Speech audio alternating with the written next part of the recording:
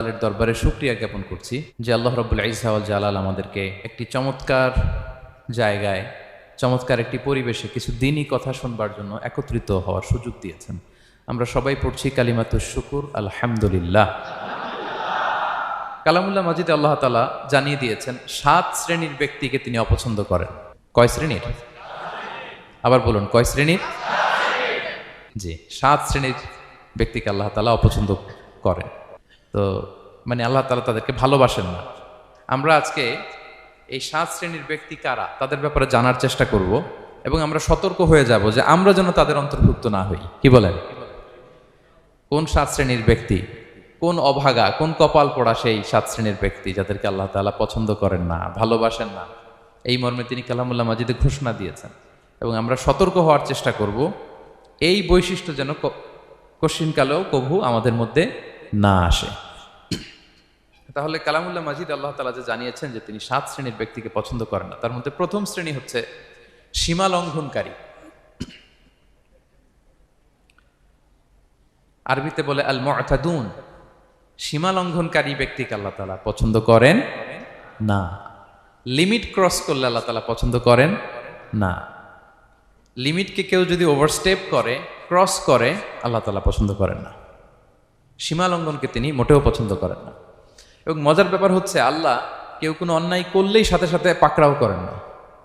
কেউ ভুল করলেই আযাব দেন না। কেউ নাফরমানি করলেই আযাব পাঠান না। আল্লাহ অনেক সময় দেন, অনেক সময় দেন। শুধরে যাবার অনেক টাইম সে পায়, তারপরও যখন সে লিমিট ক্রস করে তখন আল্লাহ ধরেন। আল্লাহ সব সময় ধরে না, ধরলে ছাড়ে না। ধরে ধরে ধরে না, ধরলে আল্লাহ ছাড়ে না। আল্লাহ সব সময় ধরবে না। এবং যে সমস্ত জাতিগোষ্ঠীকে এই পৃথিবীতে আল্লাহ তাআলা আযাব দিয়ে ধ্বংস করেছেন, তাদের স্টোরি যদি আমরা খেয়াল করি, আমরা দেখব যে তাদেরকে আল্লাহ অনেক সুযোগ দিয়েছেন ভালো হওয়ার, শুধরে যাওয়ার। কিন্তু তারা আল্লাহর আদেশ অমান্য করতে করতে করতে করতে যখন লিমিট ক্রস করে ফেলছে, একটা সবকিছুর একটা লিমিট থাকে। কি বলেন? We all should know all limits.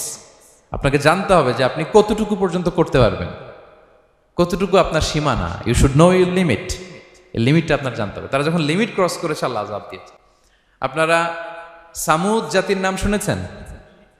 তাদের কাছে আল্লাহ তাআলা একজন নবী পাঠিয়েছিলেন, নাম হচ্ছে সালেহ আলাইহিস সালাম। আল্লাহ নবী সালেহ আলাইহিস সালাম, তিনি তাদেরকে দাওয়াত দিলেন যে হে আমার জাতিগোষ্ঠীর লোকেরা, এক আল্লাহর ইবাদত করো। তারা অবাধ্য হলো। তিনি সত্যের পথে আহ্বান করলেন, তারা এই কথা শুনলো না। একটার পর একটা আল্লাহর পায়গাম আসে, তারা অবাধ্য হয়, তারা অবাধ্য হয়, তারা আল্লাহ তাআলার আদেশকে মানে না। সবশেষে সামুদ গোত্র, তারা আবার খুব শক্তিশালী ছিল। তারা পাহাড় কেটে আর্কিটেকচার করে, ডিজাইন করে কিভাবে আবাসন তৈরি করতে হয় পাহাড়ি এলাকায়, মাউন্টেইন এলাকায় কিভাবে আবাসন তৈরি করতে হয়, এটার ব্যাপারে এক্সপার্ট ছিল।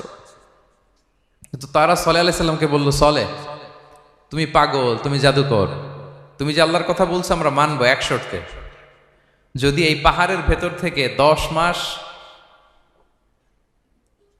গর্ভধারিণী একটা উট যদি বের করে আনতে পারো, এমন একটা শি ক্যামেল উট যদি বের করে আনতে পারো, যেই ওটের পেটের ভেতরে একটা বাচ্চা থাকবে এবং ওটটা পাহাড় থেকে বের হয়েই বাচ্চা ভূমিষ্ঠ করবে, এরপরে ওটের দুধ যেন আমরা খেতে পারি, তুমি যদি এটা দেখাইতে পারো তাইলে বুঝবো তুমি সত্য নবী। দোয়া করলেন, আল্লাহ আমার এই জাতি সামুদ, তারা তো চেয়েছে যে পাথর ভেতর থেকে যদি একটা উট বেরোয়, ওট যদি বাচ্চা দেয় আর দুধ দেয়, তাহলে তারা তোমাকে মেনে নেবে। আল্লাহ তুমি মেহেরবানি করে এই মিরাকেল, এই মুআজিজা তুমি তাদের দেখিয়ে দাও। আল্লাহ তাআলা দোয়া কবুল করলেন। হাজার হাজার মানুষের সামনে চাক্ষুষ দিবালোকের মুহূর্তে পাথর ভেঙে একটা উট বেরিয়ে এলো বিশাল আকৃতির, এবং 10 মাস গর্ভধারিণী উট, সাথে সাথে এই উট বেরিয়ে বাচ্চা প্রসব করলো, এবং সাথে সাথে এই ওলান থেকে উটের দুধ বেরোতে লাগলো। হাজার হাজার লোক এটার ওলান থেকে দুধ নিয়ে তারা তৃপ্ত হলো।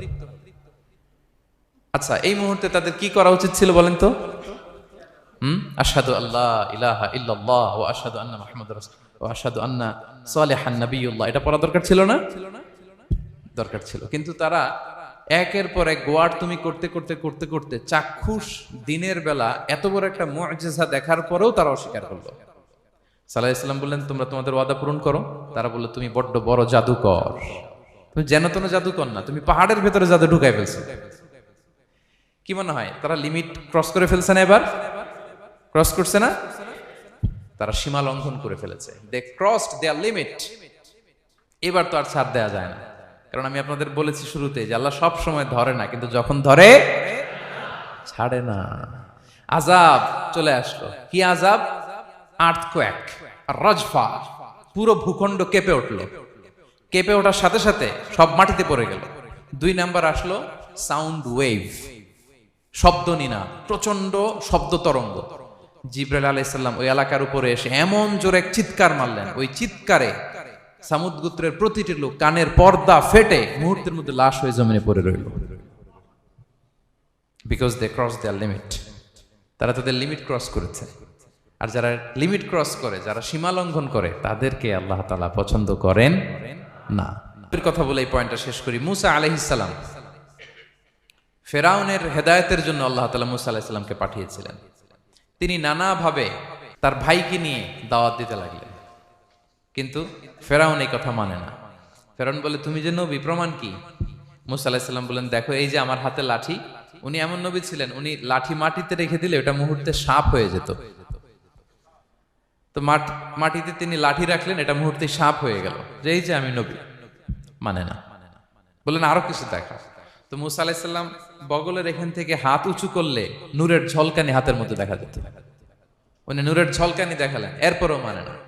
এরকম একটার পর একটা আল্লাহ নবী মুসা আলাইহিস সালাম মুআজিজা দেখাতে লাগলেন, কিন্তু ফেরাউন মানে না। শুধু মানে না এতটুকুই না, সবশেষে আল্লাহ নবী মুসা আলাইহিস সালামকে অ্যাসাসিনেশন, হত্যার পরিকল্পনা করলো তারা, যে বনি ইসরাইল, মুসা এবং মুসার অনুসারী যারা আছে দুনিয়া থেকে সরাই দিতে হবে। ধরো মুসারে, ধরো মুসার অনুসারীদের ধরো। ধাওয়া পাল্টা ধাওয়া শুরু হলো। আল্লাহ নবী মুসা আলাইহিস সালাম বনি ইসরাইলকে নিয়ে বাঁচার জন্য ছুটলেন। ছুটতে ছুটতে সামনে লোহিত সাগর। দেখেন, একে তো আল্লাহর বিধান মানে নাই, এরপরে একটার পর একটা মুআজিজা আসলো, সেটাও মানে নাই। এখন নবীরে হত্যার জন্য ছুটছে। কি মনে হয় সীমালঙ্ঘন হয়েছে? একটু হয়েছে না অনেক? আল্লাহু আকবার। আল্লাহ বলেন, ফাআগরাকনাল আখারিন, আমি মুসা এবং বনি ইসরাইলকে বাঁচাই দিলাম, ফেরাউন সহ তার দলবলকে সাগরে ডুবাই মারলাম। শুধু ডুবাই মারে নাই, আল্লাহ বলে, ফালিয়াউমা নুনাজ্জিকা বিবাদানিকা লিতাকুনা লিমান খালফাকা আয়া। ফেরাউনকে লোহিত সাগরে তো ডুবিয়েছেই। আল্লাহ বলেন, ফেরাউন, তোর অনুসারী যারা পৃথিবীতে থাকবে, তোর চালা চামুন্ডা যারা থাকবে, তোর খালাতো ভাই, চাচাতো ভাই যারা দুনিয়াতে বেঁচে থাকবে, তাদের জন্য তোর লাশটারে আমি শুটকি বানিয়ে রাখলাম। Up to the day of judgement, কিয়ামত পর্যন্ত ফেরাউনের লাশটা মিশরের জাতীয় জাদুঘরে ড্রাই বডি হিসেবে আছে। আমি নিজে দেখে এসেছি, নিজ চোখে মমিফাইং করে শুটকি বানায় রাখছে। এভাবে পৃথিবীতে যতগুলো জাতিগোষ্ঠীকে আল্লাহ তাআলা আযাব দিয়ে ধ্বংস করেছে, তার কারণ হচ্ছে সীমা লঙ্ঘন। তার কারণ কি? প্রিয় ভাইরা, আমরা যেন আমাদের লাইফস্টাইলের দিকে একটু খেয়াল করি, যে এই সীমা লঙ্ঘনের কাতারে আমরা চলে আসলাম কিনা। আমাদেরকে খেয়াল রাখতে হবে। আল্লাহ তাআলা সীমা লঙ্ঘনকারীকে পছন্দ করেন না। ইন্নাল্লাহা লা ইউহিব্বুল মুআতাদিন, তিনি সীমা লঙ্ঘনকারীদেরকে পছন্দ করেন না। এমনকি রাসূলুল্লাহ সাল্লাল্লাহু আলাইহি ওয়াসাল্লামের বায়োগ্রাফি যদি আমরা খেয়াল করি, আমরা দেখব যে তিনি যখন যুদ্ধের জন্য অভিযান পরিচালনা করতেন, দল পাঠাতেন, সেনাবাহিনী পাঠাতেন, তখন তাদেরকে বলতেন, খবরদার যুদ্ধের ময়দানে সীমালঙ্ঘন করো না, খবরদার। যুদ্ধে যদি কেউ হেরে যায়, বন্দীদের সাথে খারাপ আচরণ করো না। ওরা হেরে গেছে বন্দী, আপনি চাইলে তার কান কেটে দিতে পারবেন, নাক কেটে দিতে পারবেন, আকৃতি বিকৃতি করতে পারবেন না। বিষ্ণু ইসলাম বলেন, খবরদার সীমালঙ্ঘন করো না। যেখানে যুদ্ধে গিয়েছো ওই এলাকার শিশুদেরকে মেরো না, ওই এলাকার নারীদেরকে মেরো না, ওই এলাকার পাদ্রীদের গায়ে হাত তোলো না। সন্ন্যাসীতে যারা ইবাদত করে ওদের তো দোষ নাই, সিভিলিয়ান নাগরিক, তাদের গায়ে হাত তোলো না, খবরদার। গবাদি পশুর গায়ে হাত তুলবে না, এগ্রিকালচারাল প্রোডাক্ট জ্বালিয়ে দিও না। সুবহানাল্লাহি বিহামদিহি, কি রহমতের নবী ছিলেন। সীমা লঙ্ঘন যেন না করে বিষ্ণু ইসলাম অভিযান প্রেরণের আগে তিনি স্পষ্ট বলে দিতেন, খবরদার কেউ সীমা লঙ্ঘন করবে না। যারা তোমাদের বিরুদ্ধে অস্ত্র তুলেনি তাদের বিরুদ্ধে অস্ত্র তোলা যাবে না, কারণ ইন্নাল্লাহা লা ইউহিব্বুল মুআতাদিন, আল্লাহ তাআলা সীমা লঙ্ঘনকে পছন্দ করেন না। প্রিয় ভাইরা, তাহলে যেই 7 শ্রেণীর ব্যক্তিকে আল্লাহ তাআলা পছন্দ করেন না, তার প্রথমটা আমরা জেনে গেলাম। তারা কারা? সীমা লঙ্ঘনকারী। আমি কিন্তু প্রায় এরকম জিজ্ঞেস করব এবং সব শেষে আপনাদেরকে নিয়ে রিভাইজ করব। তাহলে 1 নম্বরে আমরা পেলাম তারা কারা? মেহেরবানি করে সবাই বলবেন একসাথে, তারা কারা? তারা সীমা লঙ্ঘনকারী, তারা তাদের লিমিট ক্রস করে, তাদেরকে আল্লাহ তাআলা পছন্দ করে না। সো আমরা আমাদের লাইফের সাথে একটু মিলিয়ে নেই যে আমরা আমাদের কোন ক্ষেত্রে সীমা লঙ্ঘন করি কিনা একটু খেয়াল করেন। আমার যে দায়িত্ব আছে আমি কি সীমা লঙ্ঘন করি কিনা? আমার স্ত্রী আমার দায়িত্বে, তার সাথে সীমা লঙ্ঘন করি কিনা? আমার ভাতিজা ভাতিজি অনেকের আছে ইয়াতিম, তার বাবা মারা গেছে, তার সব সম্পত্তির দায়ভার আমার উপর দেয়া, আমি ওইখানে তাকে ঠিকঠাক মতো সব দেই কিনা, সীমা লঙ্ঘন করি কিনা? হ্যাঁ, ক্ষমতা পেলে সীমা লঙ্ঘন করি কিনা? কি মনে হয় আমরা ক্ষমতা পেলে সীমা লঙ্ঘন করি কিনা? হ্যাঁ, করে করে হ্যাঁ, মানে যেইখানে ডাক্তারের কাছে যাই বলে ডাক্তার সাহেব আমার এইখানে ফোড়া, সারা দেহের যেই কোনো জায়গায় ধরতে পারেন, এইখানে ধরেন না। তো এইখানে না ধরলে ভালো হবে? ফোড়া যেখানে ট্রিটমেন্ট তো ওইখানে দিতে হবে, কি বলেন? রোগ যেখানে ওষুধও সীমা লঙ্ঘন। দায়িত্ব পেলে আমরা সীমা লঙ্ঘন করি। এমনকি আমরা যারা এবাদত করি, অনেকে এবাদতেও সীমা লঙ্ঘন করি। এবাদতেও না, ভারসাম্য থাকতে হবে, পরিমিতি বোধ থাকতে হবে। এবং মজার ব্যাপার হচ্ছে আল্লাহ তাআলা দোয়া এবং জিকিরের ক্ষেত্রে এই কথাটা উল্লেখ করেছেন যে তোমরা দোয়া জিকিরের ক্ষেত্রে সীমা লঙ্ঘন করো না। আল্লাহ তাআলা বলেন উদউ রাব্বাকুম তাদাররুআ ওয়া খুফিয়া ইন্নাহু লা ইউহিব্বুল মু'তাদিন। তোমরা আল্লাহকে ডাকো কেমন ভাবে? তাদাররুআ ওয়া খুফিয়া, সবিনয়ে গোপনে। সবিনয়ে ডাকো, চুপিসারে ডাকো, গোপনে গোপনে ডাকো, অল্প আওয়াজে ডাকো। কারণ কি? ইন্নাল্লাহা লা ইউহিব্বুল মু'তাদিন, আল্লাহ সীমা লঙ্ঘনকারীদেরকে পছন্দ করেন না। তাহলে আপনি যদি দোয়া করেন আল্লাহর কাছে, যখন জিকির করবেন বিনীতভাবে, চুপিসারে, সবিনয়ে, বিষ্ণু ঈসা ইসলাম যেভাবে শিখিয়েছেন ওইভাবে জিকির করবেন। নাকি জিকির করতে করতে মানুষের কাঁধে উঠবেন? উঠবেন না? ওঠে ওঠে, হ্যাঁ ওঠে। দেখেন আল্লাহ তাআলা যেইখানে 3 ফোঁটা দেওয়া দরকার 3 ফোঁটা দেয়, যেখানে 1 ফোঁটা ওইখানে 1 ফোঁটা দেয়। আল্লাহ তাআলা ইন্নাহু লা ইউহিব্বুল মু'তাদিন, আল্লাহ সীমা লঙ্ঘনকে পছন্দ করেন না। এই কথাটা ঢুকাইছে কোথায়? দোয়া আর জিকিরের মধ্যে। কারণ আল্লাহ জানে আল্লাহর কিছু বান্দা থাকবে তারা দোয়া এবং জিকিরের সময় কি করবে? সীমা লঙ্ঘন করবে। মাঝে মাঝে কিছু ভিডিও ক্লিপসে দেখা যায় জিকির করতে করতে আরেকজনের কাঁধের উপরে, যিনি জিকির পরিচালনা করতেছে তার মাথার উপরে। এখন আমি ওয়াজ করতেছি, আপনি যদি লাফাইতে লাফাইতে এসে আমার উপরে পড়েন, হ্যাঁ মাইকের উপরে যদি এসে পড়েন, আমার অবস্থা হবে কি? লাফাতে লাফাতে উপরে উঠে যায়, নিজে ইনজুর্ড হয়, পাশের শ্রোতাকে ইনজুর্ড করে, যিনি আলোচনা পরিচালনা করতেছে তাকে ইনজুর্ড করে। এরকম আছে না নাই? ইন্নাহু লা ইউহিব্বুল মু'তাদিন, আল্লাহ তাআলা সীমা লঙ্ঘনকে পছন্দ করেন না। তাহলে আমাদের প্রত্যেকের উচিত আমাদের লিমিট জানা, আমরা যেন আমাদের কখনো লিমিটকে ক্রস না করি। প্রিয় ভাইরা, এটা প্রতিটি ক্ষেত্রে, ইভেন ইবাদতে আমরা যেন সীমা লঙ্ঘন না করি। এই পয়েন্টটা মনে থাকবে আপনাদের? আচ্ছা, তাহলে 2 নম্বরে আমরা চলে যাই। 2 নম্বরে যে শ্রেণীকে আল্লাহ তাআলা পছন্দ করেন না তারা হচ্ছে জালিম বা অত্যাচারী। জালিম বা অত্যাচারী, যারা জুলুম করে তাদেরকে আল্লাহ তাআলা পছন্দ করেন না। আল্লাহ তাআলা বলছেন ফাআম্মাল্লাযীনা কাফারু ফাউআযিবুহুম আযাবান শাদীদান ফিদ দুনিয়া ওয়াল আখিরা ওয়া মা লাহুম মিন নাসিরিন। যারা দুনিয়াতে কুফরি করবে কঠিন শাস্তি দুনিয়াতেও আখিরাতেও। ওয়া আম্মাল্লাযীনা আমানু ওয়া আমিলুস সলিহাতি ফায়ুওয়াফিহিম উজুরাহুম, আর যারা ঈমান আনবে সৎকর্ম করবে তাদের প্রতিদান আমি আল্লাহ বুঝিয়ে দেব। ওয়াল্লাহু লা ইউহিব্বুয যালিমিন, তবে জেনে রেখো আল্লাহ তাআলা জালিমিনদেরকে পছন্দ করেন। তাহলে 2 নম্বরে পাওয়া গেল কাদেরকে পছন্দ করে না? আপনি যদি কারো প্রতি জুলুম করেন তাহলে আপনি জালেম, সে হচ্ছে মাজলুম। সে কি? মাজলুম। মজলুম আপনার ক্ষমা না করলে আল্লাহ তাআলা আপনার ক্ষমা করবে না। মজলুম যদি ক্ষমা না করে আল্লাহ তাআলা কঠিন কালো আপনাকে ক্ষমা করবে না। এজন্য জুলুম যেন আমরা কখনো না করি। প্রিয় ভাইরা, জুলুম শুধু আল্লাহ তাআলা আমাদের উপরই হারাম করেনি, আল্লাহ নিজের উপর হারাম করছে। জুলুম শুধু আমাদের জন্যই হারাম না, আল্লাহর জন্য হারাম। আল্লাহ তাআলা বলেন হাদিসে কুদসিতে, ইয়া ইবাদি, হে আমার বান্দারা, ইন্নী হারামতু যুলমা আলা নাফসি, আমি জুলুমকে আমি আল্লাহ নিজের উপরে হারাম করেছি। ওয়া জাআলতুহু বাইনাকুম মুহাররামা, এবং এই জুলুমকে তোমাদের উপর হারাম করেছি। ফালা তাযালামু, তোমরা একে অপরের উপর জুলুম করো না। জুলুম শুধু আমাদের উপরই হারাম না, আল্লাহ নিজের উপরও হারাম করেছেন। তাহলে জুলুমের সাথে কি মুমিনের কোনো সম্পর্ক থাকতে পারে? পারে না। এবং আল্লাহ তাআলা কখনো কোনো বান্দার উপর জুলুম করেন না। ওয়া আন্নাল্লাহা লাইসা বিযাল্লামিন লিল আবিদ, তিনি তার বান্দার উপর জুলুম করেন না। কোনোভাবেই যেন জুলুম না হয়ে যায়, এজন্য আল্লাহ তাআলা কিয়ামতের দিন মাওয়াজিনাল কিসত, ন্যায়ের মানদণ্ড তিনি প্রতিষ্ঠা করবেন, যাতে একটু ভুল না হয়ে যায়, জুলুম না হয়ে যায়। আমরা মাঝে মাঝে যে দোকান থেকে বস্তায় বস্তায় চাল নিয়ে আসি না, চাল দেখা যাবে যে 1 মণ চাল হয়তো সামান্য একটু কমও হইতে পারে, সামান্য একটু বেশিও হইতে পারে, এরকম হয় না? দেখবেন যে দিছে 10 কেজি, বাসায় এসে দেখবেন যে 10 কেজির চেয়ে একটু বেশি, একটু সামান্য বেশি কয়েক গ্রাম, অথবা 10 কেজির চেয়ে সামান্য কয়েক গ্রাম কম, এরকম হয়ে যায় না? মানুষ তো আমরা, কি বলেন? কিন্তু আল্লাহর নিক্তি পাল্লায়, মিজানের পাল্লায় এরকম হবে নাকি? হবে? হবে? আল্লাহ বলে না, মাওয়াজিনাল কিসত, ন্যায়ের মানদণ্ড সেটা।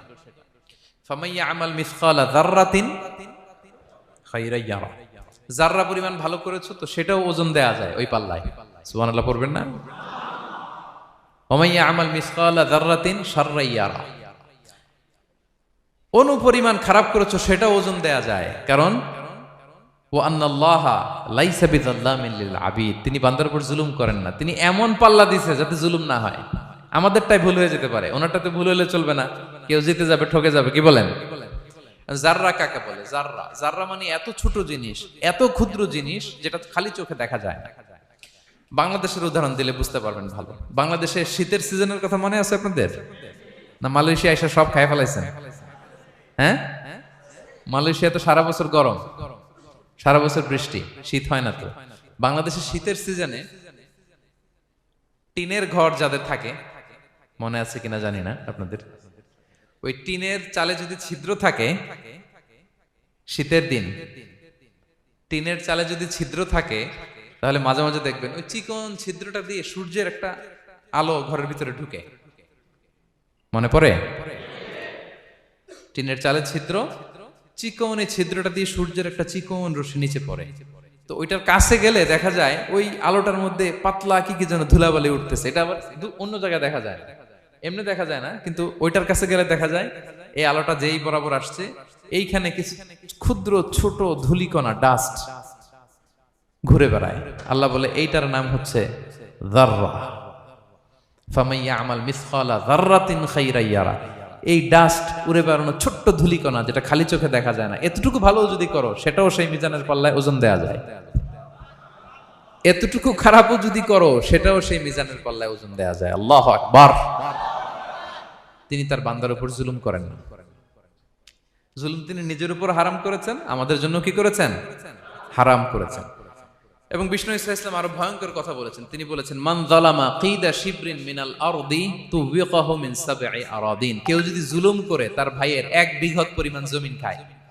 1 বিঘত চিনেন তো? এই যে আমার এই আঙ্গুল থেকে এই আঙ্গুলটা, এটা টান টান করলে যতটুকু জায়গা, এটার বলে 1 বিঘত। শিবের আরবিতে বলে শিবের। হ্যাঁ, মান যালামা কিদা শিবর, বিষ্ণু বলেন এই 1 শিবর, 1 বিঘত জমি যদি কেউ অন্যায় ভাবে জুলুম করে তার ভাইয়ের কাছ থেকে খায়, কিয়ামতের দিন তুবিকা আলাইহি সাবউ আরাদিন, এই 7 জমিনকে আল্লাহ তাআলা তার ঘাড়ে চাপাবে। খা, এবার খা। অন্যের জমি খাওয়ার এত শখ ছিল, এবার 7 জমিন ঘাড়ে কর। কিয়ামতের ময়দানে আপনার দেহটারে বিশাল আকৃতির করা হবে, এই 7 জমিনকে আপনার কাঁধে তুলে দেওয়া হবে। এজন্য আমরা অন্যের রাইটস, অধিকার যেন নষ্ট না করি, কারো উপর যেন জুলুম না করি, কোনোভাবেই না। আমরা নানাভাবে এই জুলুমটা করি।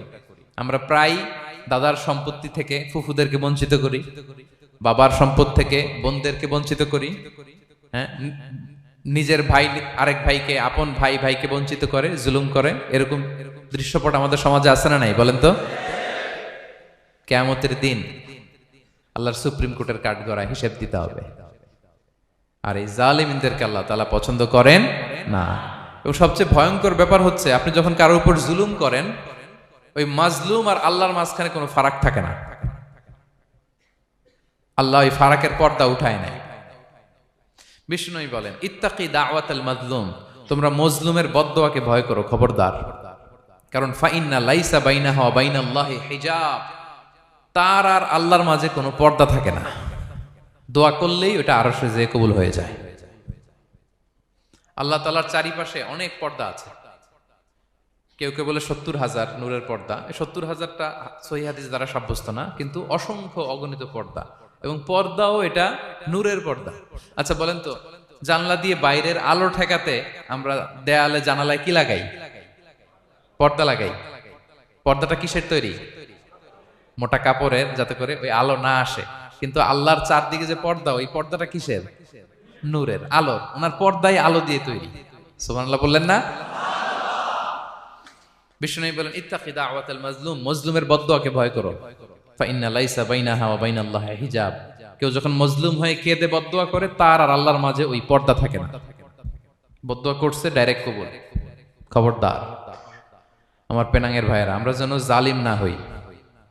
In it's any form, operation in it's any form, যেই কোনো ভাবে, যেই কোনো ক্ষেত্রে, যেই কোনো ধরনের হইতে পারে জুলুম। কাউকে আপনি ছোট্ট কোনো কাজে ঠকালেন, বন্টন নীতিতে ঠকালেন, হ্যাঁ, জমি মেরে দিয়ে ঠকালেন, আমানত মেরে দিয়ে ঠকালেন, ইন ইটস এনি ফর্ম যদি জুলুম করে থাকেন, খবরদার।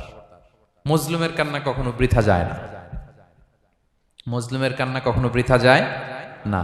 জীবনের কোনো না কোনো সময়ে এর প্রায়শ্চিত্ত আপনাকে করতে হবে। জীবনের কোনো না কোনো সময়ে এর প্রায়শ্চিত্ত করে আপনাকে মরতে হবে। তাহলে কোন বিশ্বাসী কি জালিম হতে পারে? কারণ ইন্নাল্লাহা লা ইউহিব্বুল যালিমিন, আল্লাহ তাআলা জালিমদেরকে পছন্দ করেন না। তাহলে জুলুমের সাথে আমাদের কোনো সম্পর্ক আছে? হ্যাঁ, কোনো সম্পর্ক আছে। তাহলে দুই শ্রেণীর ব্যক্তির কথা আমরা জানলাম যাদেরকে আল্লাহ পছন্দ করেন না। এক নাম্বার, প্রথমটা কি ছিল? সীমা লঙ্ঘনকারী, লিমিট যে ক্রস করে, ইন্নাল্লাহা লা ইউহিব্বুল মুআতাদিন। দুই নাম্বার কি জানলাম? হ্যাঁ, জালিম, অত্যাচারী, অপ্রেসর। অপ্রেসরকে আল্লাহ তাআলা পছন্দ করেন না। তাহলে এই দুইটারে আমরা নো বলে দিলাম আজকের কনফারেন্স রুমে। আওয়াজ করে বলেন তো সবাই, নো। এই লিমিট ক্রস আর জুলুম, নো, চলে গেছে, খালাস। এবার তিন নম্বরে দেখি আল্লাহ কাদেরকে পছন্দ করেন না। তিন নম্বরে আল্লাহ তাআলা অহংকারী, দাম্ভিক লোককে পছন্দ করেন না। অহংকারী, আমাদের তো অহংকার টহংকার নাই না? আছে? অহংকার আছে? কিসের অহংকার বলেন? টাকার, আর ক্ষমতার, আর সৌন্দর্যের, আর হ্যাঁ পাওয়ার, সোশ্যাল পাওয়ার। এই যে অহংকার, অহংকারের খাঁচা থেকে মুক্ত রাখো আমাদেরকে তুমি প্রভু হয়ে। পড়েন আমিন। এটা একটা ভয়ঙ্কর খাঁচা। আচ্ছা, অহংকার করার আমাদের আছে কি বলেন তো? কিছুই নাই। আল্লাহ বলে ওয়া খুলিকাল ইনসানু দাঈফা, তোমাদেরকে আমি দুর্বল করে তৈরি করছি। আমরা দুর্বল, শুধু দুর্বল না, দুর্বলের ঘরের দুর্বল। আমার বাপ ছিল দুর্বল, আমার দাদা ছিল দুর্বল, আমরা 14 গোষ্ঠী কি? হাল আতা আলাল ইনসানি হিনুম মিনাদ দাহরি লাম ইয়াকুন শাইআম মাযকুরা। আল্লাহ বলেন একটা সময় ছিল উল্লেখ করার মতো তোমার কিছুই ছিল না। আজকে তো এত লম্বা চওড়া মানুষ, আমরা কিছুই ছিলাম না। আমার বর্তমানে বয়স চলে 36, 37। তা আজ থেকে 37 বছর আগে আমি কি ছিলাম? আমার অস্তিত্বই ছিল না। আমার কোনো নাম ছিল না, আমার কোনো গ্রাম ছিল না, আমার কোনো অ্যাড্রেস ছিল না, আমার কোনো পরিচিত ছিল না। আজ থেকে আরো 37 বছর পরে একটু খেয়াল করেন তো, এখন তো 37, আরো 37 ধরেন বাঁচলাম। এরপরে আমি দুনিয়া, দুনিয়া থাকবে কিন্তু আমি নাই। আজকে কার জন্য আটকে আছে দুনিয়ার কাজ বলেন তো? আপনার দাদার জন্য, আপনার নানার জন্য। তো আপনাকে লাগে কেন? আপনাকে লাগে? লাগে না তো আমাকে। আমি দুনিয়া, একদিন কিছুই ছিলাম না। আল্লাহ বলেন হাল আতা আলাল ইনসানি হিনুম মিনাদ দাহরি লাম ইয়াকুন শাইআম মাযকুরা। তুমি কিছু ছিলা, একটা সময় কিছুই ছিলা না, উল্লেখ করার মতো তুমি কিছুই ছিলা না। অস্তিত্বহীনের জগৎ থেকে তোমাকে আমি অস্তিত্বে আনলাম। তোমার বাবার পৃষ্ঠদেশ থেকে তোমার মায়ের গর্ভাশয়ে আমি তোমাকে ফেললাম। সেখানে আমি আল্লাহ তোমাকে একটু একটু করে তিলে তিলে বড় করলাম। 9 মাস 10 মাস পরে মায়ের পেট থেকে দুনিয়াতে তুমি আসলে। দেখেন তো দুনিয়ায় আসার পর আমাদের অবস্থাটা কি? কাপড় নাই, চোপন নাই, এভাবে চলে আসছি। আসার পরে কেউ যদি মুখে খাবার তুলে দেয় তাইলে খাইতে পারি, হ্যাঁ, তাও লিকুইড খাবার, এদিক দিয়ে দিলে এদিক দিয়ে পড়ে যায়, খালি মুছতে হয়। মেহমান একজন এসে আদর করে কোলে নিচে পেশাব করে দিছি ভরাইয়া, আছে না নাই? হয়েছে না, হয়েছে না এরকম? আদর করে একটা কোলে নিছেন, এখনই না ডায়াপার আসছে মিয়া, আজ থেকে 10 বছর আগে এগুলো ছিল নাকি? প্যাম্পাস ডায়াপার ছিল, এই কাঁথা টাতা নিয়ে কোলে নেওয়া লাগতো, এরপরে দিছে ওদিক দিয়ে, জামা টামা ভিজে শেষ। ইভেন রাসূল সাল্লাল্লাহু আলাইহি ওয়াসাল্লামের কোলে এরকম বাচ্চারা পেশাব করে দিছে, এরকম হাদিস আছে। আদর করে মায়েরা বাবারা আসলেই তো তার বাচ্চাকে রাসূল সাল্লাল্লাহু আলাইহি ওয়াসাল্লাম কোলে দিতেন, পেশাব করে দিতেন। তো কার কোলে উঠছে এটাও জানি না, পেশাব করে ভরাই দিচ্ছে, পেশাব পায়খানা করে সয়লাভ। লিকুইড দিলে খেতে পারি, শক্ত কিছু খেতে পারি না। এই তো আমি, এই তো আমার ক্ষমতা। একজন যে বললেন ক্ষমতার অহংকার, এই তো ক্ষমতাটা তো এতটুকু। এরপরে যখন জোয়ান হয়েছে, এখন তো জোয়ান, এখানে একটা ভূমিকম্প হইলে কি অবস্থা হবে বলেন তো জোয়ানদের? হ্যাঁ, কাঁপতে কাঁপতে সব শেষ। একটা ভূমিকম্প, একটা তুফান হলে ওটার বিরুদ্ধে দাঁড়াতে পারি না। একটা তুফান, রাস্তায় টায়ার পাংচার হলে লাফ দিয়ে উঠি। ক্ষমতা আমার, আমার নাকি ক্ষমতার অহংকার। কি দুর্বল আমরা, হ্যাঁ? কুকুর আমাদেরকে কামড় দিলে আমরা কুকুরের কামড়ও দিতে পারি না, ঠিক কিনা? মশা যে কামড়া, এটা ধরতে না পারলে কিছু করতে পারি? কামড় মাইরা দিছে দৌড়। বল্লা পোকা এসে যদি কামড় দিয়ে দৌড় দিয়ে কিছু করতে পারেন? তো কিসের কিসের ক্ষমতা আপনার? এরপর আবার যদি 70-80 বছর হায়াত পাই, আবার আগের মতো যেখানে বসি ওইখানেই ডাইরেক্ট, আছে না নাই? বয়স যখন 80 হয়ে যায় আর থাকে শরীরের কন্ট্রোল, আবার যেখানে বসে ওইখানেই পেশাব পায়খানা। খাবার দিলে খাইতে পারি, পিঠটা বাঁকা হয়ে কুজু হয়ে গেছে, এর নাকি আবার অহংকার। সাজে অহংকার, সাজে অহংকার, সাজে একজনের। আওয়াজ করে বলতে হবে তিনি কে? 3 নম্বরে অহংকার, দাম্ভিককে আল্লাহ পছন্দ করেন না। প্রিয় ভাইরা, আল্লাহ বলেন কারুনের ঘটনাকে আল্লাহ এখানে এনেছেন। আল্লাহ বলেন ইন্না কারুনা কানা মিন কওমি মূসা। কারুন ছিল মুসা আলাইহিস সালামের কওমের লোক, মুসা আলাইহিস সালামের কাজিন ছিল মূলত। কারুন নামে একজন সম্পদশালী ছিল। মিশরের রাজধানী কায়রো থেকে 100 কিলো দূরে ফাইয়ুম নামে একটা জেলা আছে, ওখানে তার বাড়ি ঘর। আমি দেখে এসেছি, কয়েকবার গিয়েছে। তো ফাবাগা আলাইহিম, সে মানুষের উপর চড়াও হলো। ওয়া আতাইনাহু মিনাল কুনুজি মা ইন্না মাফাতিহাহু লাতানু বিল উসবাতি উলিল কুওয়া।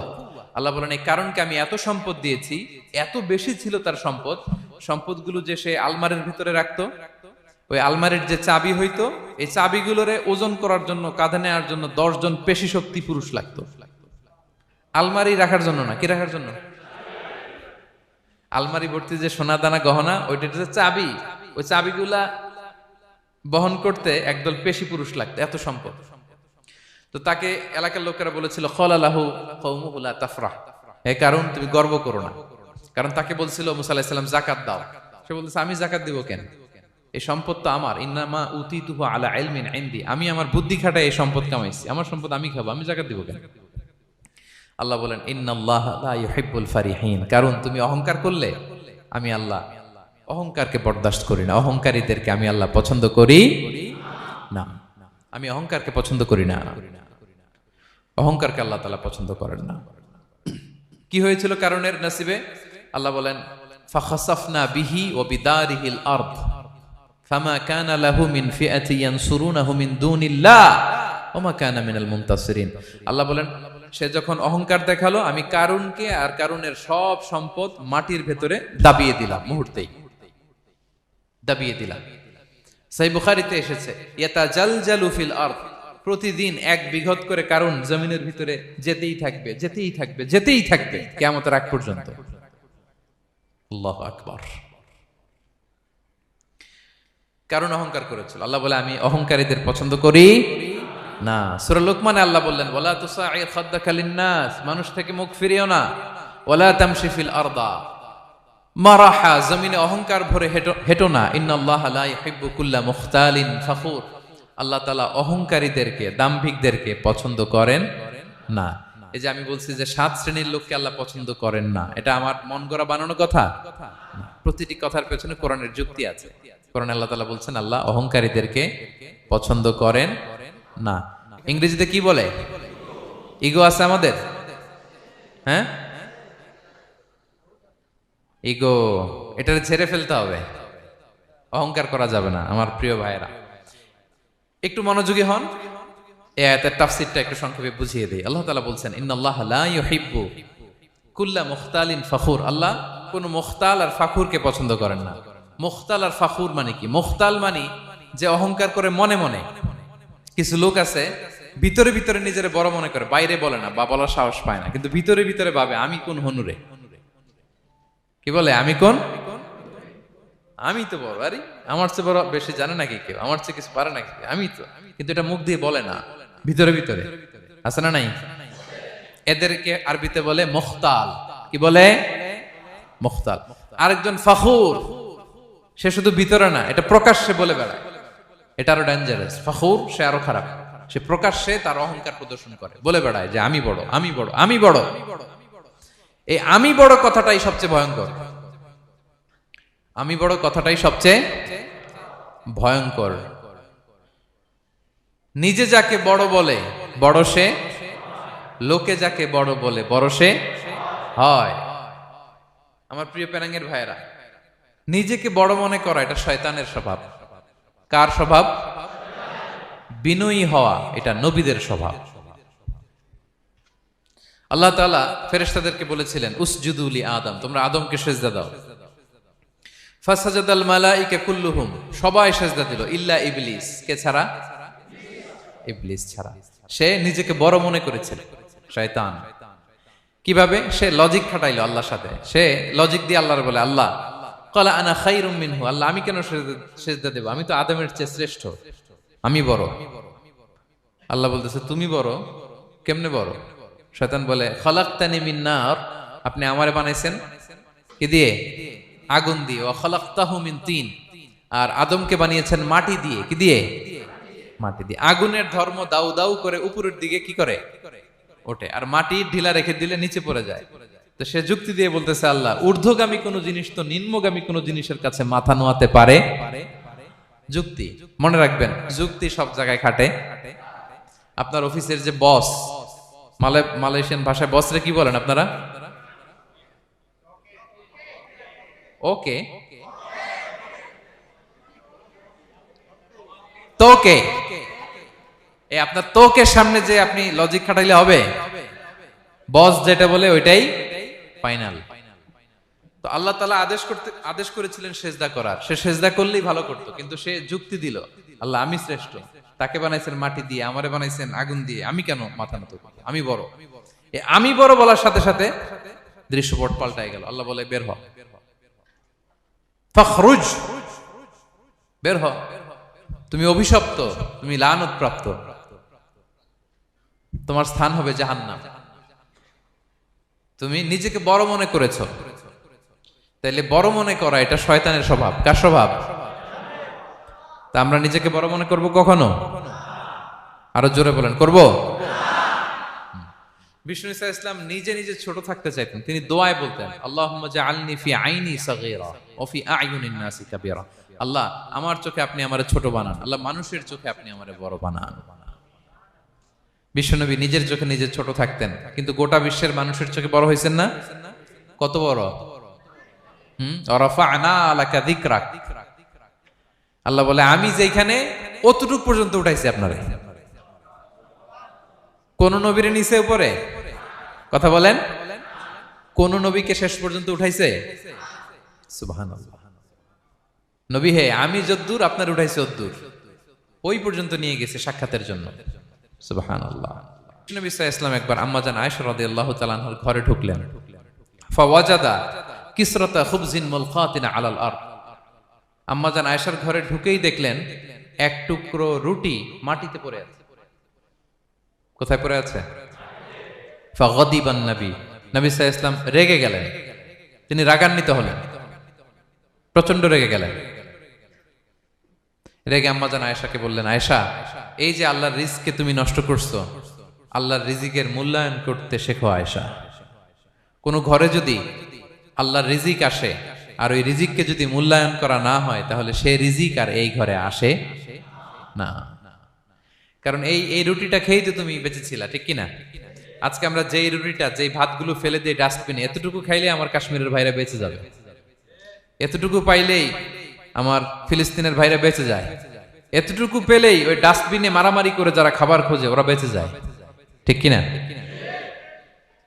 এজন্য বিষ্ণু ইসলাম রেগে গেলেন। বিষ্ণু সবসময় রাখতেন না, রেগে বললেন, আয়েশা, আল্লাহর নেয়ামতের কদর করো, তোমার ঘরে রিজিক আসলে ওটার যদি মর্যাদা না দাও, এই রিজিক তোমার ঘরে আর ঢুকবে না। নট নেসেসারি শুধু খাবারের ক্ষেত্রে, যে কোনো ক্ষেত্রে অপচয় যেন না হয়, অপচয় অপব্যয় যেন না হয়। আমরা অনেক সময় করে ফেলি, খেতে বসলে অনেক খাবার নিয়ে ফেলি, অর্ডার করতে গেলে দোকানে অনেক অর্ডার করে ফেলি, রেস্টুরেন্টে, কিন্তু এই খাবারগুলো নষ্ট করা যাবে না। ডাস্টবিনে যেন না যায় আপনার কারণে। আপনি কি করবেন? লেফট ওভার ফুড সাথে করে বঙ্গুজে নিয়ে আসবেন। আপনারা তো বঙ্গুজ বলেন নাকি? পেনাঙ্গে কি বলে? বঙ্কুজ। হ্যাঁ, টেক অ্যাওয়ে বা বঙ্কুজ বললে ওরা বঙ্কুজ দিবে, নিয়ে আসবেন, বাসায় এনে রাতে খাবেন, তারপরের দিন খাবেন, অথবা কাউকে দিয়ে দিবেন, কিন্তু খাবার নষ্ট করা চলবে, কারণ ইন্নাল্লাহা লা ইউহিব্বুল মুসরিফিন, আল্লাহ তাআলা অপচয়কারীকে পছন্দ করেন। কথাটা কি বুঝতে পেরেছেন সবাই? আচ্ছা, কয়টা গেল? আর বাকি রইল কয়টা? 5 নাম্বার, খেয়ানতকারী। আমানতের খেয়ানত যে করে, বা বিশ্বাসঘাতক, আমানতের খেয়ানত যে করে। অনেক লম্বা কথা, আমি যেহেতু সময় কম শেষ করে দিচ্ছি। ইন্নাল্লাহা লা ইউহিব্বুল খাইনিন, আল্লাহ তাআলা খেয়ানতকারীকে পছন্দ করেন, বিশ্বাসঘাতকতা যে করে। আল্লাহর কথা বাদ দেন, আমাদের সমাজে বলেন, কেউ যদি বিশ্বাসঘাতকতা করে আমরা পছন্দ করব? করব না, তাকে কেউ পছন্দ করে না। ইন্নাল্লাহা লা ইউহিব্বু মান কানা খাওয়ানান আসিমা, পাপী খেয়ানতকারীকে আল্লাহ পছন্দ করেন না। এবং মুনাফিকের আলামত রাসূল সাল্লাল্লাহু আলাইহি ওয়াসাল্লাম বলেছেন, কি দেখে মুনাফিক চিনবা? তিনি বলেছেন 3 জিনিস দেখে মুনাফিক চিনবা। 1, ইযা হাদ্দাসা কাযাবা, মুনাফিক কথা বললে মিথ্যা বলে। কথা বললে কি করে? ওয়া ইযা ওয়াআদা আখলাফা, ওয়াদা করলে খেলাফ করে। 3 নম্বরে ওয়া ইযা আতুমিনা খানা, মুনাফিকের কাছে আমানত রাখলে খেয়ানত করে। আমানতের খেয়ানত, এটা মুনাফিকের আলামত। শুধু মুনাফিকের আলামতই না, এটা কিয়ামতের একটা আলামত। আল্লাহ বলেন, ইন্নাল্লাহা ইয়া'মুরুকুম আন তুআদ্দুল আমানাতি ইলা আহলিহা, আল্লাহ তাআলা আদেশ করেছেন আমানতের যে হকদার তার হাতে তার আমানত পৌঁছে দাও। আদেশটা কার? সবাই বলুন, আদেশ কার? আল্লাহর। আমানতের খেয়ানত এটা মুনাফিকের আলামত এবং কিয়ামতের আলামত। এক বেদুইন এসে রাসূল সাল্লাল্লাহু আলাইহি ওয়াসাল্লামকে বলল, ইয়া রাসূলুল্লাহ, মাতা সাআ, কিয়ামত কবে হবে? কি কবে হবে? কিয়ামত কবে হবে? রাসূল সাল্লাল্লাহু আলাইহি ওয়াসাল্লাম বললেন, ইযা দুইয়াতিল আমানাতু ফান্তাযিরিস সাআ, যখন আমানতের খেয়ানত শুরু হবে সমাজে, তখনই কিয়ামত হবে। সে বলল, ইয়া রাসূলুল্লাহ, কাইফা ইদাআতুহা, আমানতের খেয়ানত আবার কেমনে হয়? সহজ সরল মানুষ, আমানতের খেয়ানত হয় কেমনে? বিষ্ণু বললেন, ইদা উসিদাল আমরু ইলা গায়রি আহলিহি ফান্তাযিরিস সাআ, যে লোক যেই কাজের যোগ্য নয় তাকে যখন সেই কাজে বসিয়ে দেয়া হবে তখনই কিয়ামত হয়ে যাবে। এখন এটা আছে না নাই সমাজে? বলেন। হ্যাঁ, যে যেই কাজের যোগ্য না সেই কাজ সে পায় না। সবাই বলেন তো, যে যেই চেয়ারে বসার যোগ্যতা রাখে না ওই চেয়ারে সে বসে কি বসে না? নেতা হওয়ার যোগ্যতা নাই, নেতা হয়ে গেছে। পদের যোগ্যতা নাই, পদ পেয়ে গেছে। চাকরির যোগ্যতা নাই, ওই যে উপর থেকে ফোন আসছে, ফোনের ঠেলায় চাকরি হয়ে গেছে। দেশেরও 12টা বেজে গেছে। এইভাবেই আমানতের খেয়ানত হয়। প্রিয় ভাইরা, আমানত ব্যাপারটা অনেক বড়। অনেকে মনে করে, আপনারা কি বোরিং হয়ে যাচ্ছেন? আর অল্প, আর ম্যাক্সিমাম 10 মিনিট। প্রিয় ভাইরা, আমানত এই ব্যাপারটা অনেক বড়। অনেকে মনে করে, একজন আমার কাছে একটা মোবাইল রেখে গেছে, বলছে ভাই এই মোবাইলটা আগামী সপ্তাহে এসে নিয়ে যাব। তো অনেকে মনে এইটাই শুধু আমানত। অনেকে ভালো, বা 10,000 রিঙ্গিট রেখে বলল 3 দিন পরে এসে আমি টাকাটা তোমার কাছ থেকে নিব। তো আপনি দিয়ে দিলেন, এটা তো আমানতদার হলেনই। কিন্তু শুধু এতটুকু আমানত নয় প্রিয় ভাইয়েরা আমার। আল্লাহ তাআলা আমাদেরকে যা দান করেছেন তার সবই আমানত, সবকিছুই আমানত। এই যে আমাকে আল্লাহ জ্ঞান দিয়েছেন, এই জ্ঞানটা আমানত। যাদেরকে আল্লাহ পরিচিতি দিয়েছেন, পরিচিতি এটা আমানত। আমার অর্থ, আমার সন্তান, আমার ক্ষমতা, আল্লাহর দেয়া প্রতিটি নিয়ামতই আমানত। এবং এই আমানতের ব্যাপারে আল্লাহ তাআলা জিজ্ঞেস করবেন। আপনি একটা প্রতিষ্ঠানের প্রধান, এই প্রতিষ্ঠান আপনার কাছে আমানত। আপনি মসজিদের সভাপতি, এই মসজিদ আপনার কাছে আমানত। আপনি চেয়ারম্যান, এই ইউনিয়ন পরিষদটা আপনার কাছে আমানত। কি বলেন? আপনি MP, member of the parliament, এই নির্বাচনী এলাকাটা আপনার কাছে আমানত। আপনি রাষ্ট্রপ্রধান, পুরো রাষ্ট্রের প্রতিটি ইঞ্চি আপনার কাছে কি? এই আমানতের খেয়ানত যখন হবে, বিষ্ণু বললেন তখনই কিয়ামতের অপেক্ষা করো, ফান্তাযির সাআহ, কিয়ামত হয়ে যাবে। তাহলে খেয়ানতকারীকে আল্লাহ তাআলা পছন্দ করেন না, আমানতের খেয়ানতকে পছন্দ করেন। আর আমানত এটা ব্যাপক বিষয়। আমার জ্ঞান, আমার ক্ষমতা, আমার পরিচিতি, আমার সন্তান, আমার স্ত্রী, সবকিছু আমানত, এবং এগুলোর ব্যাপারে আল্লাহ তাআলা আমাদেরকে জিজ্ঞেস করবেন। কয়টা গেল? তাহলে খেয়ানতকে আমরা নো বলে দিব। আওয়াজ করে বলেন নো। একটা সাথে আমাদের সম্পর্ক নেই। 6 নম্বরে হচ্ছে ফাসাদ সৃষ্টিকারী, বিশৃঙ্খলা সৃষ্টিকারী। সমাজে যারা বিশৃঙ্খলা সৃষ্টি করে তাদেরকে আল্লাহ পছন্দ করেন না। আল্লাহ বলেন ইন্নাল্লাহা লা ইউহিব্বুল মুফসিদিন। আল্লাহ তাআলা ফাসাদ সৃষ্টিকারীদেরকে কখনো পছন্দ করেন না। সমাজে নানাভাবে, সামাজিকভাবে ফাসাদ, রাজনৈতিকভাবে ফাসাদ, অর্থনৈতিকভাবে ফাসাদ, এই যত ফাসাদ বিশৃঙ্খলা আছে এগুলোর হোতা যারা, তাদেরকে আল্লাহ পছন্দ করে না। নানাভাবে দেখবেন যে সমাজে অনেকে ফাসাদ সৃষ্টি করে। আমাদের বাংলাদেশে কিছুদিন আগে কাঁচামরিচের দাম বেড়ে গেছে না? কেমনে বাড়লো? নিশ্চয়ই কেউ সিন্ডিকেট করছে, নিশ্চয়ই কেউ মজুদদারি করছে, নিশ্চয়ই এখানে কেউ ফাসাদ তৈরি করছে, ঠিক কিনা? প্রতিটি সেক্টরে আপনি খুঁজে দেখবেন ফাসাদ, হ্যাঁ, মারামারি, বিশৃঙ্খলা, ফাসাদ। এই কিছুদিন আগে এক নির্বাচনের প্রার্থীকে ধরে পিটাইছে, সবাই দেখলাম আমরা, তাই না? এটা ফাসাদ হয়েছে না? বিশৃঙ্খলা হয়েছে না? এই আপনি যদি ধরে ধরে বলেন, পরিবারে, সমাজে, রাষ্ট্রে, অর্থনীতিতে, বাজারে, প্রতিটি জায়গায় ফাসাদ আছে না নাই? আল্লাহ তাআলা বলেন ইন্নাল্লাহা লা ইউহিব্বুল মুফসিদিন। এই ফাসাদ সৃষ্টিকারীকে আল্লাহ তাআলা পছন্দ করে না।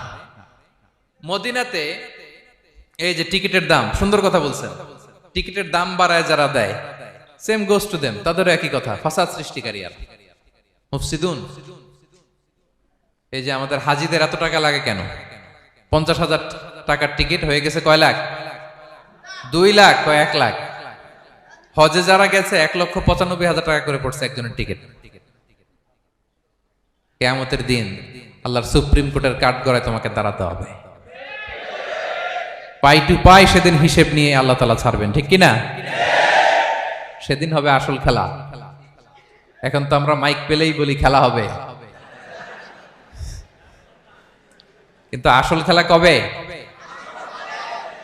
লক্ষ লক্ষ কোটি মানুষের সামনে আল্লাহ তাআলা আপনার এই গোমর ফাঁস করে দিবেন। আল্লাহ তাআলা আপনাকে অপমানিত করে ছাড়বেন। তাই কোনো ফাসাদের সাথে, বিশৃঙ্খলার সাথে মুমিনের কোনো সম্পর্ক থাকতে পারে না। মদিনায় মুনাফিকেরা এই ফাসাদ তৈরি করত। যখন তাদেরকে বলা হতো তোমরা ফাসাদ করো কেন, ওয়া ইযা কিলা লাহুম লা তুফসিদু ফিল আরদ ক্বালু ইন্নামা নাহনু মুসলিহুন। তারা বলল আরে ফাসাদ কে, আমরাই তো ভালো মানুষ, আমরাই তো ভালো মানুষ, আমরাই তো ভালো কাজ করি। আল্লাহ বলে না, আলা ইন্নাহুম হুমুল মুফসিদুনা ওয়ালাকিন লা ইয়াশউরুন। ওরাই ফাসাদ সৃষ্টিকারী, ওরাই ফাসাদ সৃষ্টিকারী, ওরাই সমাজে বিশৃঙ্খলা সৃষ্টিকারী। ওদের ভেতরে এক, বাইরে আরেক, তার নাম মুনাফিক, ঠিক কিনা? মুনাফিকের সহজ সংজ্ঞা কি জানেন? ভিতরে লালন করে একটা, অনুভূতি বা ভাবে একটা, কিন্তু মুখ দিয়ে বলে, তার মানে ভেতরে এক, বাইরে আরেক, তার নাম দুই মুখো সাপ। এরা এদিকে যায় বলে আপনার লগে আছে, আপনি খুব ভালো, ওদিকে যায় বলে আরে না না, উনি কি, উনি তো খুব খারাপ মানুষ, আপনি অনেক সবচেয়ে ভালো, আমি আপনার সাথে আছি। এরকম ডাকাইতে আছে না নাই? দুমুখো সাপ, ডাবল স্ট্যান্ডার্ড, নেহি এদার নেহি ওদার, দারমিয়ান মে সাদার বাদার, ডানেও না বায়েও না, মাঝখানে সদর বদর। বুঝেন? দুই নৌকার মধ্যে 2 পা দিছিলেন কখনো? কয় দিছি। অবস্থা কি হয়েছিল তোমার বলো? হ্যাঁ, পড়ে গেছিল? পড়বে। 2 নৌকায় 2 পা দেওয়া যায় না, হয় এই পা এদিকে নিয়ে আসতে হবে, না ওদিকে চলে যেতে হবে। 2 পা দিলে এই উল্টায় পড়বে। মুনাফিকদের স্বভাব এটা, দুমুখো সাপ, ডাবল স্ট্যান্ডার্ড, মেনটেন করে। টু ফেসড পার্সোনালিটি এরা, যেদিকে বৃষ্টি ওদিকে ছাতা, উপরে ফিটফাট ভিতরে সদরঘাট। তাদেরকে যখন বলা হয় তোমরা ফাসাদ সৃষ্টি করো না, ওরা বলে আরে আমরাই তো ভালো। আল্লাহ বলে না, তোমরাই ফাসাদ সৃষ্টিকারী, তোমরা জানো না। তো এই ফিতনা ফাসাদকে আল্লাহ হত্যার চেয়েও জঘন্য বলেছেন। তিনি বলেছেন আল ফিতনাতু আকবারু মিনাল কতল। এই ফিতনা সৃষ্টি করা, সমাজে পণ্যের দাম বাড়ানো, কাঁচামরিচের দাম বাড়ানো, অন্যের হক নষ্ট করা, টিকিটের দাম বাড়ানো, মজুদদারি করা, সমাজের স্বাভাবিক সামাজিক রাজনৈতিক ভারসাম্য যারা নষ্ট করে, এগুলো সব মুফসিদুন। সব কি? মুফসিদুন, ফাসাদ সৃষ্টিকারী, ফিতনাবাজ। আকবারু মিনাল কতল, সমাজের স্বাভাবিক যে ধারা, এই ফ্লোটাকে তারা নষ্ট করে। এবং ফাসাদের মাধ্যমে যদি কারো ক্ষতি করে, কাউকে কেউ হত্যা করে, সেজন্য গোটা বিশ্বের সবাইকে হত্যা করবে। আল্লাহ বলেন মান কাতালা নাফসান বিগাইরি নাফসিন আও ফাসাদিন ফিল আরদি ফাকান্নামা কাতালান নাসা জামিআ। অন্যায়ভাবে ফাসাদের মাধ্যমে যখন কেউ কাউকে হত্যা করে, সেজন্য গোটা বিশ্বের সবাইকে হত্যা করে। আকবারু মিনাল কতল, ফিতনা এত বড় ভয়ঙ্কর পাপ। তো এই ফিতনার সাথে, ফাসাদের সাথে, ফাসাদ সৃষ্টি করা, বিশৃঙ্খলার সাথে আমাদের কোনো সম্পর্ক, কারণ ইসলাম শান্তির ধর্ম। কিসের ধর্ম? শান্তির ধর্ম। কোনো অন্যায়, বিশৃঙ্খলা, বোমাবাজি, সন্ত্রাসবাদ, টেরোরিজম, এগুলোর সাথে ইসলামের কোনো সম্পর্ক, শান্তির ধর্ম। এজন্য আল্লাহ তাআলা ফাসাদ সৃষ্টিকারীদেরকে পছন্দ করেন। কয়টা গেল? সব শেষ হচ্ছে মন্দ কথার প্রচারক। আমার ভাইয়েরা, কি কথা?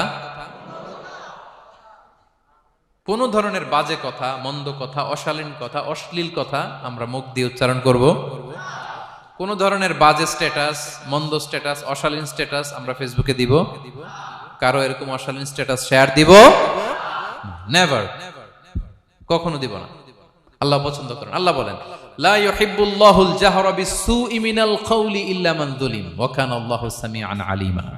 কোন খারাপ কথা কেউ প্রকাশ করবে, পাবলিক করবে, ওপেনলি বলে বেড়াবে, এটা আল্লাহ পছন্দ করে না। কিন্তু সে যদি মাজলুম হয় সেটা ভিন্ন কথা। কোন ধরনের অশ্লীল কথা, অশালীন কথা মুমিনের মুখ দিয়ে বেরোতে পারে।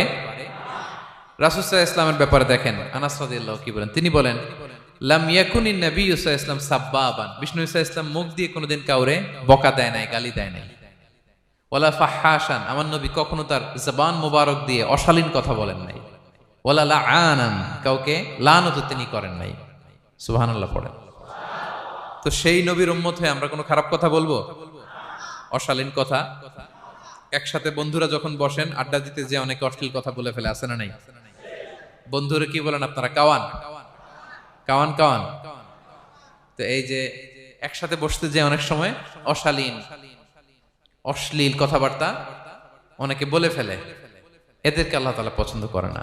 এই জাতীয় কথা যেন আমাদের মুখ দিয়ে কখনো বের না হয়। এবং অশ্লীলতার প্রচার যারা সমাজে ঘটায়, আল্লাহ বলে তাদেরকে দুনিয়াতেও আমি লাঞ্ছিত করব, শাস্তি দেব, আখিরাতেও দেব। আল্লাহ তাআলা বলছেন ইন্নাল্লাযীনা ইউহিব্বুনা আন তাশিআল ফাহিশাতু ফিল্লাযীনা আমানু লাহুম আযাবুন আলীম ফিদ দুনিয়া ওয়াল আখিরাহ। যারা চায় মুমিনদের মাঝে অশ্লীলতা ছড়িয়ে পড়ুক, তাদেরকে দুনিয়া আখিরাতে আমি লাঞ্ছিত করে ছাড়ব। দুনিয়ায় লাঞ্ছিত, আখিরাতেও লাঞ্ছিত। দুনিয়াতেও আযাব, আখিরাতেও। এজন্য অশ্লীলতার সাথে আমাদের কোনো সম্পর্ক নাই। আমরা কোনো অশ্লীল কথা যেন আমরা না বলি। এখন অশ্লীলতার সয়লাভ, নাটকের নামে, সিনেমার নামে, বিনোদনের নামে, আছে না নাই? এই যে ডিভাইস, হ্যাঁ, সয়লাভ, আপনি ঢুকবেন আর বেরোতে পারবেন না, এমন ভাবে আপনাকে এঙ্গেজ করে রাখবে। এগুলোর সাথে মুমিনের কোনো সম্পর্ক আছে না। মুমিন যেটাই করবে ওটা হালাল পন্থায় করবে, ঠিক কিনা? তাই কোনো অশ্লীলতাকে আমরা শেয়ার দিব না। সোশ্যাল মিডিয়ায় কোনো অশ্লীল ভিডিও দেখবো না, শেয়ারও দিব না। কোনো অশ্লীল নাটক, সিনেমা এগুলো আমরা দেখবো না। দিনকে দিন এটা এমন ভাবে গ্রাস করতেছে, আমাদের সমাজটাকে শেষ করে ফেলতেছে এক এক নামে। পত্রপত্রিকা আমরা দেখি এখন নতুন কি আসছে, ওটিটি প্ল্যাটফর্ম। এরপরে কি আসছে, ওয়েব সিরিজ, আছে না নাই? গত কিছুদিন আগে আমি সোশ্যাল মিডিয়া দেখলাম বিভিন্ন জনে স্ট্যাটাস দিচ্ছে তৈ তৈ তৈ তৈ তৈ, বয়াম পাখি কই। তো আমি ভাবছি হয়তো কোনো বিখ্যাত কবির কবিতা, শেয়ার দিচ্ছি। আমি পরে সার্চ দিয়ে দেখি সর্বনাশ, একটা ইন্টারভিউ দেখলাম একজন, এটা নাকি কোন একটা ওয়েব সিরিজ বা মুভি এই জাতীয় কিছু একটা। তো দেখেন, কবিতার নামে, গানের নামে, সাহিত্যের নামে, সংস্কৃতির নামে, এন্টারটেইনমেন্টের নামে, বিনোদনের নামে এই অশ্লীলতার সয়লাভ, ঠিক কিনা? এই অশ্লীলতার সাথে আমাদের কোনো সম্পর্ক আছে? আমরা যেন মুখ দিয়ে উচ্চারণ না করি এগুলো, ঠিক কিনা? বিষ্ণুই বলেন, ইন্নাল আবদা লা ইয়াতাকাল্লামু বিল কালিমাতি মা ইয়াতাবায়ানু ফিহা ইয়াজিল্লু বিহা ইলান নার আবাআদা মিম্মা বাইনাল মাশরিকি ওয়াল মাগরিব। বান্দা অনেক সময় মুখ দিয়ে এমন কথা মুখ ফসকে বলে ফেলে, এটা যে কত ভয়ঙ্কর, এটা যে তারা জাহান্নামে নিক্ষেপ করবে সে কল্পনাও করতে পারে না। আপনার একটা কথা থেকে আপনি জাহান্নামের অধিবাসী হতে পারেন। এই জন্য সোশ্যাল মিডিয়া ব্যবহারের ক্ষেত্রে আমরা সাবধান। যে কোনো ধরনের গুজব, মিথ্যা কথা, হক্স নিউজ, অশ্লীলতা, স্ক্যান্ডাল, এগুলোর সাথে আমাদের কোনো সম্পর্ক নাই। আমরা সব সময় যেন শালীনতার মধ্যে থাকি, সত্যের পক্ষে থাকি। কথা বুঝতে পেরেছেন? তাহলে কয় শ্রেণীর ব্যক্তিকে আল্লাহ পছন্দ করেন না? 1 নম্বরে সীমা লঙ্ঘনকারী, 2 নম্বরে জালিম, 3 নম্বরে অহংকারী, 4 নম্বর অপচয়কারী, 5 নম্বর খেয়ানতকারী, আমানতের খেয়ানত, 6 নম্বর ফাসাদ সৃষ্টিকারী, 7 নম্বর মন্দ কথা, অশ্লীল কথার যে প্রচার করে। এগুলো যারা করে এদের সাথে আমাদের কোনো সম্পর্ক, এই 7 শ্রেণীর লোককে আল্লাহ তাআলা অপছন্দ করেন।